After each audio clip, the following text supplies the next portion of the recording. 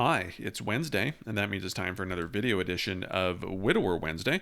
I'm Abel Keogh, author of the book Dating a Widower, and today we are going to talk about a resolution to the one widower related issue that Julie and I have never been able to resolve. We've been together 19 years, basically 2 decades of our lives together, and there's been one widower related issue that we've just never come up with a solution to until recently. Those of you who have read some of my books or have followed me on this channel for a while, you may know what this issue is, and that is where's our final resting place going to be? Where are we going to be buried?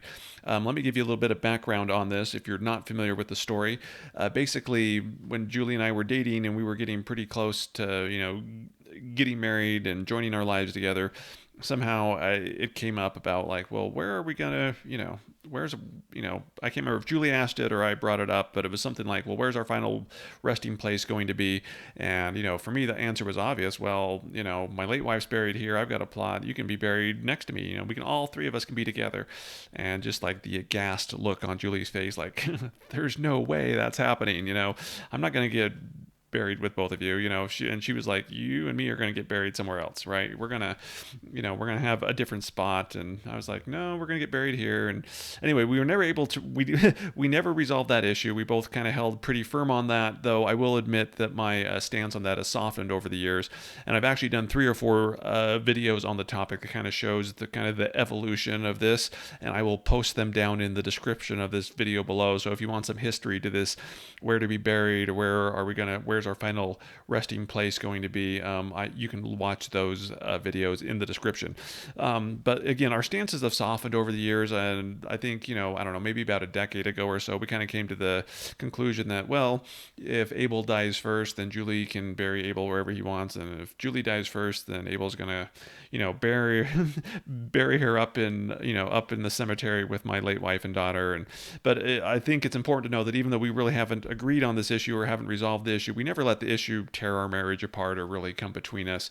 It was just, some kind of unresolved thing out there. But again, I think our stances have softened a little bit over the years, and we've just kind of realized that it's not. I mean, though it's somewhat important. It's not like a deal breaker, and ultimately it really doesn't matter where you're buried, right? Because burials and cemeteries and final resting places are for the living. It's not the dead.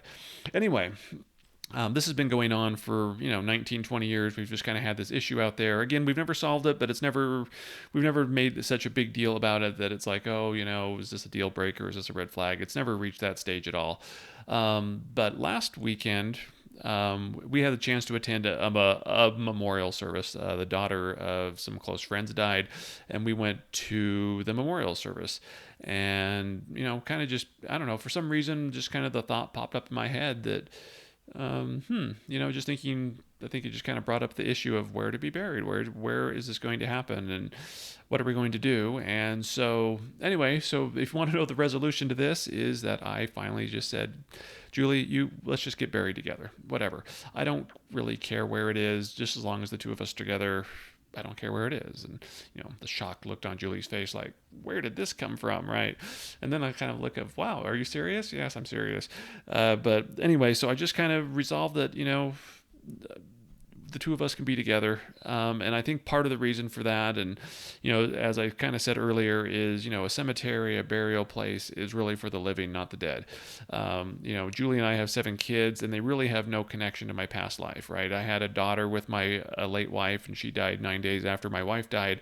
So it isn't like I have lots of connections, living connections, to my first marriage anymore. It's like we have this life that Julie and I have built. It's a very different life. It's a very good life. And we have 7 kids. And if anyone's going to pay a visit to my cemetery, to my grave or whatever after I'm died, it's probably going to be my kids. I don't see a lot of other, outside of the funeral and the service, I don't see a lot of people going back and, I don't know, here lies Abel kind of thing. It's just, if anything, it's my kids and maybe any grandkids that they have. That's really going to be the extent of it. And so, I don't know, somehow just the thoughts got triggered during the memorial service. And I just kind of like, yeah, you know what, let's just get buried together. And really in the end too, in addition, just, maybe it being a place for, my kids to go, in the end, the final resting place really doesn't matter that much, because I believe that we're all going to be together again anyway in the next life. So, it's just kind of a burial spot is kind of a temporary resting spot. And again, who's really going to be there? Who's really going to visit? And if anything, it's my kids. And I don't know. Now the issue is I don't know where this final resting spot is going to be, other than we'll be together. In the area that we live in, it's growing very fast, and there's actually a huge lack of cemeteries. There's not really any cemeteries in the area that we live, so. And who knows where we'll be living in 10 or 20 years. Maybe, we could live 1,000 miles away from here. So exactly where this resting place is going to be, Julie and I haven't figured that out yet. I figure sooner or later we'll figure that out, but whatever.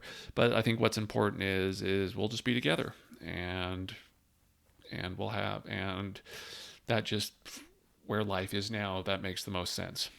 So, I guess just, if anything out there, what's the takeaway from this? It's, focus on the things that do matter. Focus on your relationships.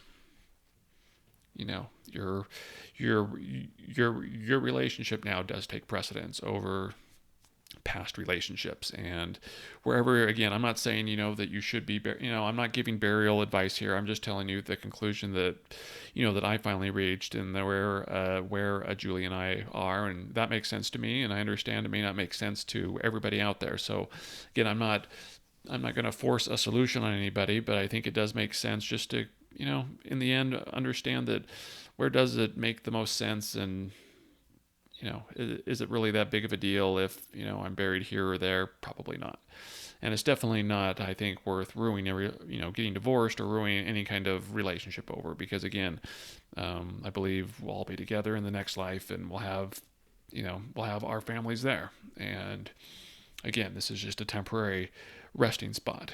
But anyway, that is the Widower Wednesday. There is hope out there. If you're married to a widower with unresolved issues, whether it's a cemetery issue or anything else, there is hope. And I think just time and circumstances change and hearts change. And I think eventually, issues can be resolved. So if there's any kind of hope out there, this is it. I'm Abel Kia, author of the book Dating a Widower. Feel free to leave some comments below if you got outstanding issues that you want me to address in a future video. Feel free to like and share this video. Feel free to subscribe as well, so you can get notifications every time I upload a new video.